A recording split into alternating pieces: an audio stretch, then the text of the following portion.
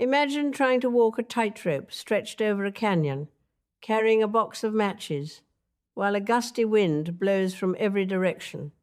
That is essentially what managing Middle Eastern diplomacy feels like right now.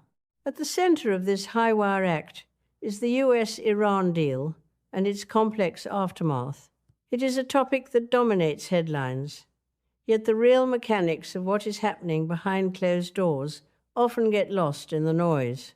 Today, we are stripping away the sensationalism to look at this through a highly structured lens, examining the strategic strengths, weaknesses, opportunities, and threats of this geopolitical gamble. It really is a multi-dimensional chessboard. To truly understand where we are, we have to look at the core mission and objectives of the parties involved.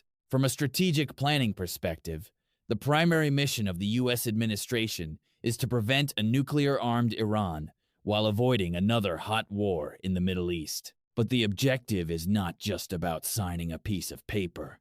It is about establishing a verifiable, long-term framework. The challenge is that while the mission sounds straightforward, the tactics required to achieve it are incredibly fragile, especially when you factor in the domestic political pressures in both Washington and Tehran. And that brings us to the immediate friction point: implementation and inspection. We keep hearing about disputes over nuclear site access. If we look at this through a SWOT analysis, the strength of any deal lies in its verification mechanisms. But the weakness is that inspections are not happening in a vacuum. How can a deal survive when inspectors are constantly playing a game of hide and seek with local authorities? That is the million-dollar question. The International Atomic Energy Agency is caught in the middle. The strength of the deal is that it establishes a legal pathway for monitoring. But the weakness is the inherent lack of trust. Every time access to a site is delayed or denied, it erodes the credibility of the entire agreement. It creates a narrative that the deal is merely a shield for Iran to buy time. This is why we see figures like Marco Rubio and other key policymakers aggressively engaging with international allies. Their objective is to build a unified front, ensuring that if inspections fail, the snapback of sanctions is swift and collective. They are trying to turn unilateral pressure into multilateral containment. It seems like a classic carrot and stick approach, but the allies are not all on the same page. European partners often prioritize economic engagement and long-term diplomatic channels, while regional allies like Israel and the Gulf states view the situation as an existential threat. How do you align those wildly different perspectives? You do it by focusing on shared vulnerabilities. The diplomatic push we are seeing is not just about nuclear centrifuges. It is about reassuring partners that their security is not being traded away for a diplomatic victory in Washington. The threat of regional destabilization is a powerful unifying factor, even if the preferred methods of dealing with it differ. It is a fascinating dynamic. Before we dive deeper into how this deal is sending shockwaves through the global energy markets and shifting regional alliances, let's take a quick moment to talk about what we do here. If you are enjoying this deep dive into the strategic intricacies of global security, you will love our broader programming. This episode is brought to you by The New Sentinel. The New Sentinel is a podcast dedicated to providing in-depth discussions and deep dives into a wide array of topics. From the glitz and glamour of pop culture to the strategic complexities of military operations, we cover it all. Each episode is thoughtfully crafted to offer listeners a comprehensive understanding of the subject matter, featuring expert interviews, detailed analysis, and engaging storytelling. Whether you are a pop culture enthusiast or someone with a keen interest in global security, The New Sentinel has something for everyone. Tune in, view, comment, subscribe, and post an inquiry to stay informed and entertained. It is all about connecting the dots, whether we are talking about Hollywood trends or geopolitical shifts. And speaking of shifts, the economic fallout of this deal is perhaps the most immediate global impact we are witnessing. Specifically, the dramatic drop in global oil prices. Right. The oil market is reacting to the anticipation of Iranian crude returning to the global supply chain in full force. On one hand, lower energy costs are a major opportunity for Western economies struggling with inflation. But on the other hand, it is causing massive anxiety for Gulf allies who rely heavily on oil revenues to fund their domestic transitions.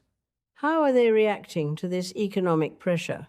They are deeply concerned, and not just about their budgets. For countries like Saudi Arabia and the United Arab Emirates, oil price volatility is a major headwind. But their concern is double-edged. It is not just that they will make less money per barrel. It is the fear of what Iran will do with the money it gains from sanction relief. If Iranian oil flows freely, billions of dollars flow back into Tehran. From the perspective of the Gulf states, this is a direct threat.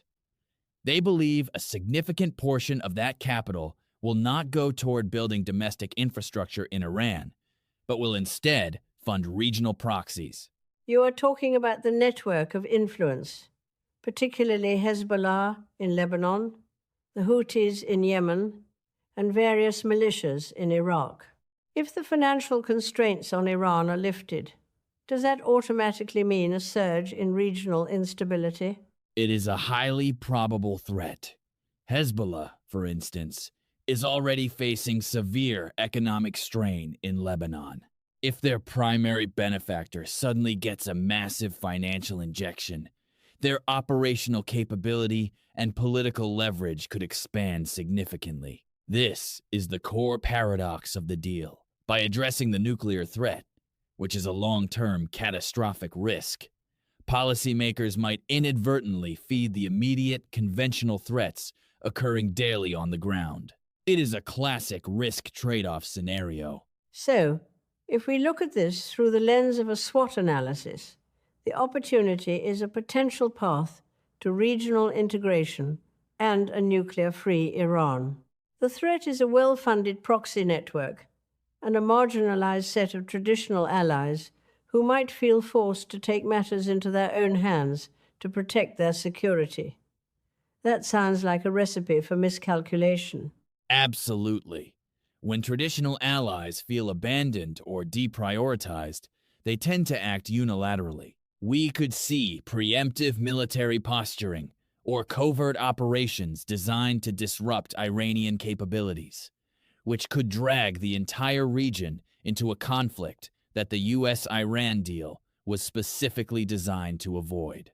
The margin for error is razor thin. It makes you wonder about the long-term viability of this approach. If the deal is constantly on the brink of collapse due to inspection disputes, and if the economic side effects alienate key partners, what is the sustainable alternative? Are we looking at a permanent state of managed tension?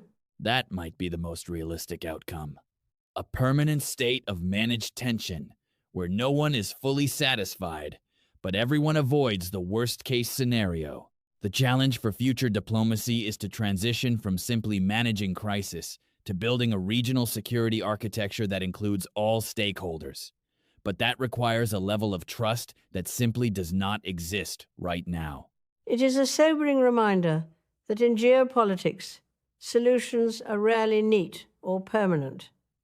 They are usually just temporary holding patterns.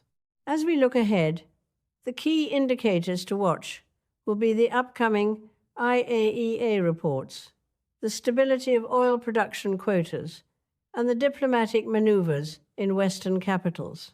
Will we see a breakthrough, or are we just watching the slow unraveling of a fragile compromise? Only time will tell, but one thing is certain: the stakes could not be higher. Thank you for joining us for this analysis, And don't forget to engage with us online to keep the conversation going.